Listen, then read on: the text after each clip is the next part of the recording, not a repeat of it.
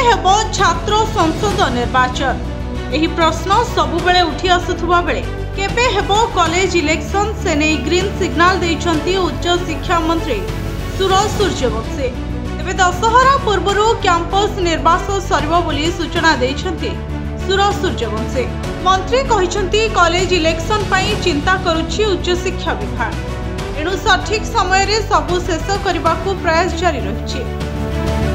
पूर्व सरकार समय कैंपस निर्वाचन बंद रहितला, विभिन्न आड़ देखाई कैंपस निर्वाचन को कराई दिया जाउनथला। प्रथमे कॉलेज रे विशृंखला परे कोरोनार आड़ देखाई कैंपस निर्वाचन को बंद रखा जायतला, जहाकु नै परवर्ती मुहूर्त रे असंतोष देखिबाकू मिलतला। छात्र संसद निर्वाचन को नै सेतबेलर सरकार बीजेडी उपरे बीजेपी घन घन आक्रमण करथिबा बेले छात्र माने मध्य पुणी कैंपस निर्वाचन करबाकू दाबी करि आसले।